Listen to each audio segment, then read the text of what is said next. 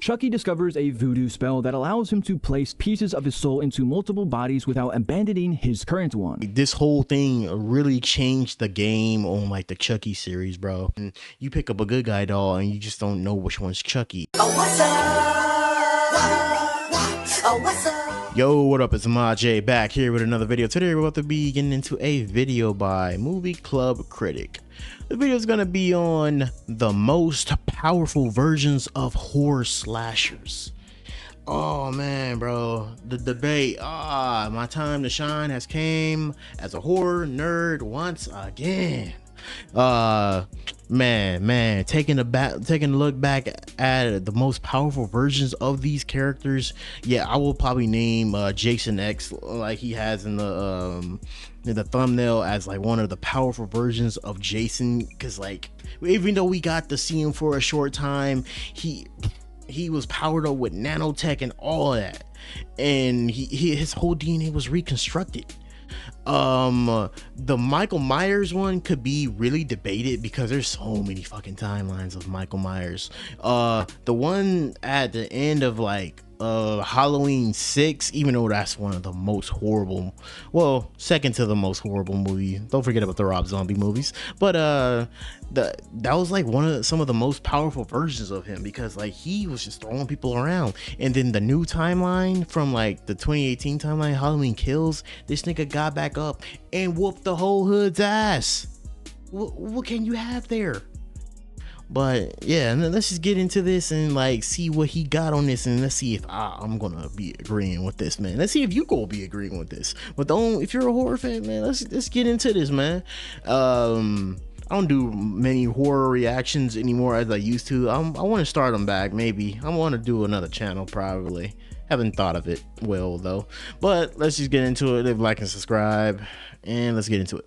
When a horror icon appears in enough movies, they almost always become more ridiculous over time. At first, they might be a regular killer who can be injured or possibly killed. Then in the next sequel, they are either doing the impossible or getting rebuilt as a futuristic cyborg. So today, I'm going through some of the most iconic horror villains ever made and identifying the exact movie. Oh yeah, I'm so glad he put I'm so glad Chucky's going to have to be on this list, because yeah, he gets crazy. Splitting souls, bro. Is just wild. Where each one reached their strongest and most overpowered form. Now, I'm only counting feats shown or established in the movies, so I'm not including the comic books, novels, video games, or random crossover material that would make these characters even more absurd. Some of the choices are pretty obvious, but others are much more complicated, because being the strongest does not always mean being physically unstoppable. For example, characters like Ghostface and Jigsaw, intelligence, preparation, and equipment are far more important than just kills and brute strength. So starting off with probably the easiest choice on this entire list is Jason Voorhees is unquestionably at his strongest in Jason X. Now, Jason was already superhuman before being sent into space. At the beginning of the movie, the government has him imprisoned because every attempt to execute him has failed. The scientists eventually decide that the only practical solution is to freeze him, because apparently murdering Jason Voorhees is more difficult than preserving his body for several hundred years. Even before receiving his upgrade, this version of Jason demonstrates ridiculous strength. He survives being frozen for over 400 years. Jesus he overpowers Christ. KM-14, better known as KM, an advanced combat android specifically upgraded to fight him. Although, and even crazy, they probably even tried blowing him up and his body's probably fused back together.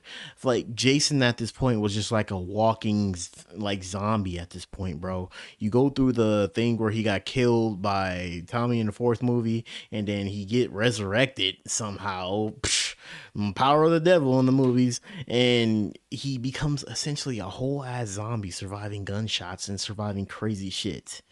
She initially destroys him with futuristic weapons. She shoots off one of his arms, blasts apart his leg, and eventually blows away a massive portion of his body. For almost any other version of Jason, that would at least temporarily end the movie. Instead, his destroyed body falls onto a medical station filled with regenerative nanotechnology. The machine detects his injuries and begins rebuilding him. But because so much organic tissue is missing, it uses advanced metal and synthetic material to complete the process. This creates this shit looks Uber awesome. Jason. This version of Jason is is no longer merely an undead killer. He is an undead killer covered in futuristic cybernetic armor. The movie immediately establishes the difference when KM attacks him again. Before the transformation, her weapons tore Jason apart. After the transformation, he absorbs her attacks without suffering any meaningful damage. He then punches her head clean off with one strike, proving that his strength has also increased. Uber Jason also survived. Bro, knowing this motherfucker, he does not need his strength increased.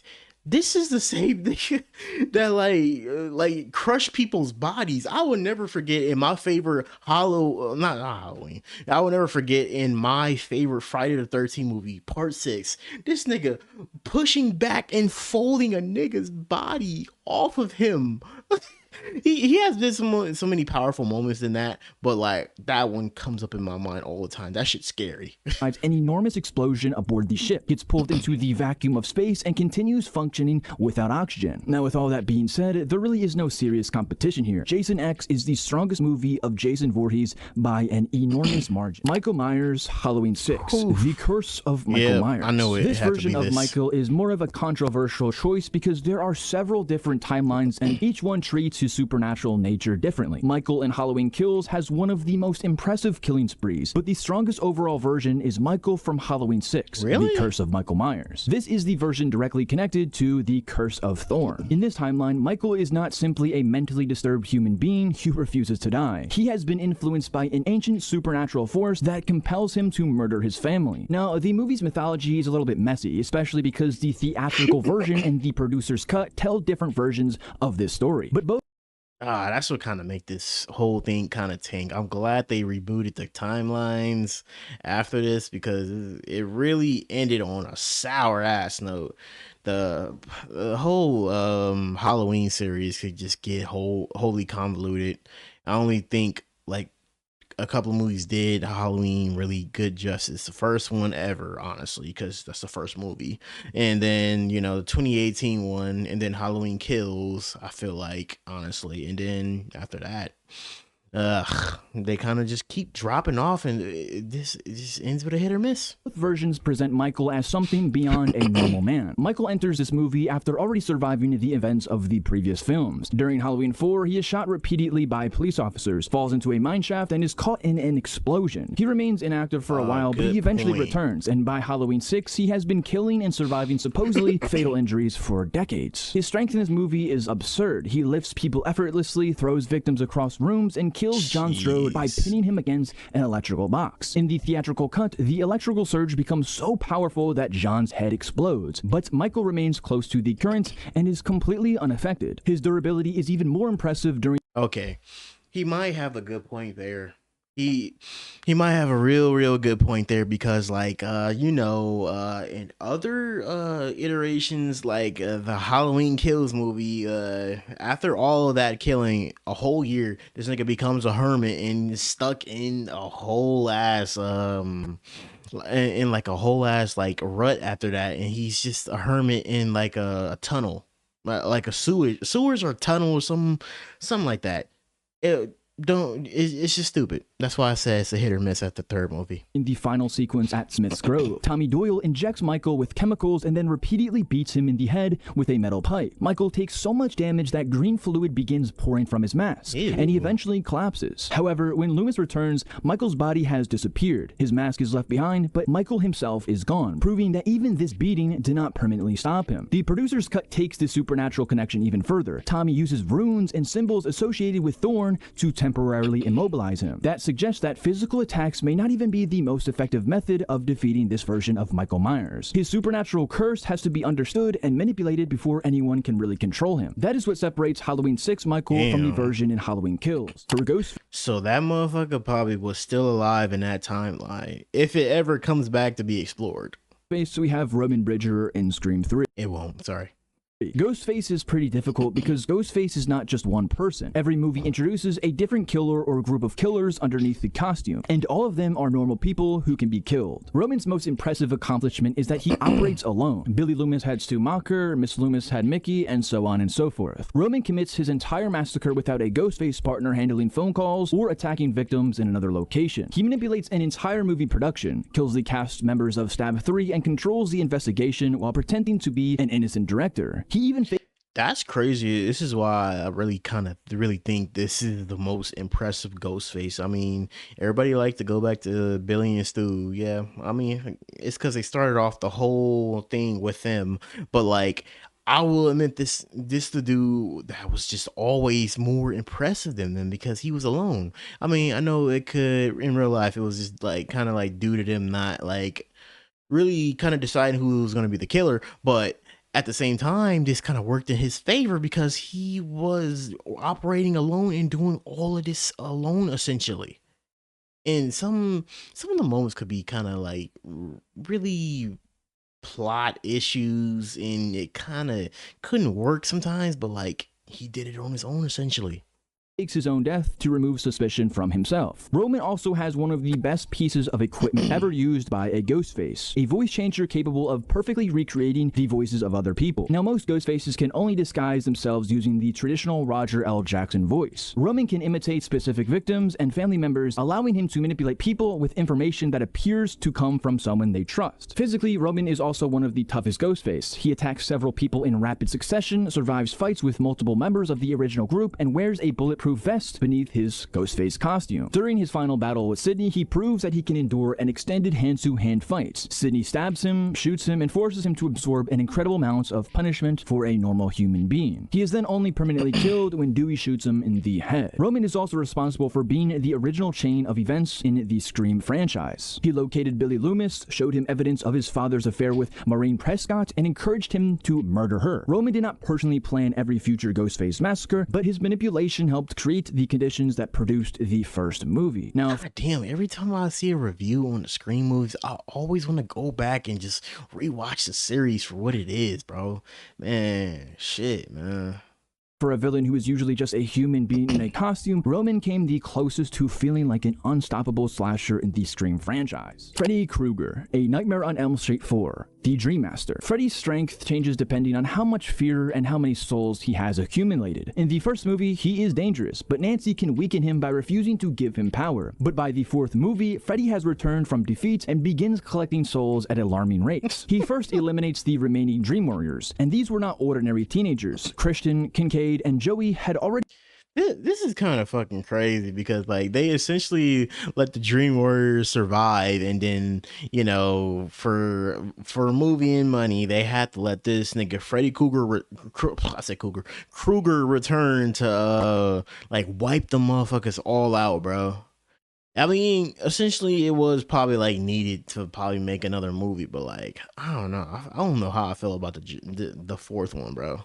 fought Freddy and developed special abilities within their dreams. Kincaid possesses superhuman strength, Joey can weaponize his voice, and Christian can pull other people into dreams. But Freddy destroys all three of them. He traps Kincaid in a junkyard and kills him despite his enhanced strength. He then tricks Joey by using one of his greatest weaknesses and then drowns him inside his own waterbed. He eventually kills Christian and absorbs her soul, but before dying, she transfers her ability to Alice. This creates an incredibly dangerous situation. Alice then begins pulling her friends into Freddy's world, allowing him to kill them one at a time. Every death makes Freddy stronger while also transferring pieces of the victim's abilities and personalities to Alice. Freddy demonstrates near total control over reality inside Dream. He catches Alice and Dan inside a repeating time loop, forcing them to experience the same section of road without realizing they are asleep. That time loop sequence is especially important because it demonstrates that Freddy does not merely create visual illusions. He can manipulate perception, time, space, and the structure of an entire dream. His body also contains the souls he has collected. During the final battle, the faces of his victims physically emerge from his chest. Freddy is effectively using murdered souls as a source of power, which explains why he becomes increasingly difficult to defeat. It's already kind of crazy how like this is like he in the nightmare world he's just like already almost invincible, and like he's already almost one of the most powerful and scary villains in my opinion. I mean, I love Jason and I love Michael Myers but I love Jason more out of all the, you know, the horror things. That's my favorite movie. That's just how I'll die on that basic fan thing. But like for a scary horror villain, I'll probably give it to Freddy because he's essentially just a malicious like spirit, and like he lives in your nightmares. You can't go to sleep. You literally can't go to sleep. You go to sleep, you die in your sleep because you're being hunted by him. Movies make Freddy more comedic and give him increasingly ridiculous abilities, but the Dream Master presents the best combination of power, control, and intelligence that Freddy has ever demonstrated. Chucky. Cult of Chucky. Chucky's strongest version appears in Cult of Chucky, and it is not because one individual doll becomes physically stronger, it is because Chucky discovers how to split his soul. Originally, Charles Lee Ray transferred his entire soul into one good guy doll. This gave him the advantage of appearing harmless, but it also created one massive weakness. If somebody destroyed that body before he transferred himself again, Chucky could be defeated. Cult of Chucky removes that weakness completely. Chucky discovers a voodoo spell that allows him to place pieces of his soul into multiple bodies without abandoning his current one. Suddenly, there is no longer one Chucky. This completely changes how anyone has to fight. Bro, this is essentially scary because like I feel like this whole thing really changed the game on like the Chucky series, bro. I know good or worse, it is scary as fuck, bro. Like in the original, you just have to worry about one doll trying to like kill you, basically. That's it. But like when he learned the ability to switch into multiple hosts and have like endless amount of bodies on the line and could just split his soul into each one, and they're all Charles Lee Ray and they all want to kill, bro. It's just crazy as hell that happened, and you pick up a good guy doll and you just don't know which one's Chucky, and just to come to find out they're all Chucky. Destroying one doll accomplishes almost nothing because another Chucky may already be active somewhere else. A victim can believe they have finally killed him, only for a second doll to walk into the room. The greatest demonstration of this ability comes when Chucky possesses Pierce. He does not need to abandon every doll to do it. A portion of his soul enters Pierce's body, allowing Charles Lee Ray to operate as a human again while his other fragments remain alive. That gives Chucky access to everything he lacked as a doll. He has a full-sized human body, can move through society without immediately attracting attention, and can still maintain multiple backup vessels. Even better for Chucky, Tiffany has also learned how to transfer souls and occupy different bodies, and by the end of the movie, Chucky is no longer an isolated killer constantly searching for one permanent human form. He has multiple dolls, a human host, and an ally who understands the same supernatural system. Art the Clown from Terrifier 3. Art originally appeared to be human. He could be injured, and at the end of the first Terrifier, he shoots himself in the head rather than allow— I'm not gonna lie, I didn't really like the Terrifier series, but like when me kind of like learning more about the lore behind it and how like they came up with this, and you know what type of thing, I like underrated directors, bro. So I kind of start liking it for what it is. I thought it was just like a whole, when I saw Terrifier 3 or 2 or 2 or 3, and I thought it was just like glorified, just like horror.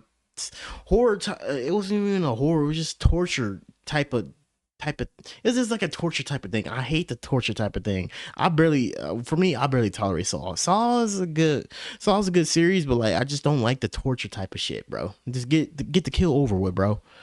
But like I started liking his lore, basically, allowing the police to capture him. However, his body later reanimates in the morgue, revealing that something supernatural has intervened. In Terrifier 2, Art survives gunshots, stabbings, and other enormous injuries before Sienna finally decapitates him with her magical sword. Terrifier 3 begins showing us how ridiculous his resurrection has become. Art's headless body reanimates on its own, attacks a police officer, and travels to reunite with his newly reborn head. He then enters a state of hibernation for 5 years before awakening and immediately returning to murder. Art also has something most slashers never receive: supernatural backup. Victoria is possessed by the demonic entity associated with the little pale girl. She later works alongside Art, and she can manipulate victims, participate in rituals, and also kill alongside Art the Clown. And this is the first movie we actually see Art's demon handler actually working alongside him. And who knows, since Terrifier franchise is not done yet, maybe Terrifier 4 could be his strongest form. But for right now, Terrifier 3 is the strongest form of Art the Clown. Jigsaw.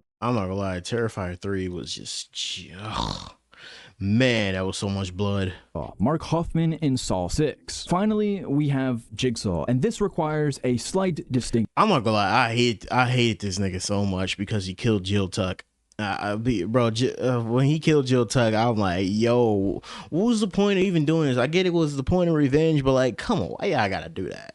If we are only talking about John Kramer himself, his most powerful movie is arguably Saw 3. Even while dying from cancer, John controls an enormous interconnected game involving Jeff, Lynn, Amanda, and several other victims. However, John is physically weaker than ever in that movie. If we are looking for the most overpowered version of the person operating as Jigsaw, the answer is Mark Hoffman from Saw 6. Hoffman possesses almost all of John Kramer's advantages without John's physical limitations. He understands trap construction, psychological manipulation, and investigative procedure. Because he is a police detective, he also has access to evidence, case information, and crime scenes. By Saw 6, Hoffman is operating the games largely on his own. He is also one of the most physically capable characters in the franchise. When his identity is exposed, he murders multiple people inside the police station and attempts to erase the evidence connecting him to the Jigsaw murders. And at the end of the movie, Jill Tuck places Hoffman in the reverse bear trap and leaves him without a key. This is supposed to be a permanent execution, not a survivable test, but Hoffman still escapes. That scene represents why Hoffman is the most overpowered Jigsaw. Amanda had physical ability, but her emotions made her unstable. And that is why I think Mark Hoffman is the best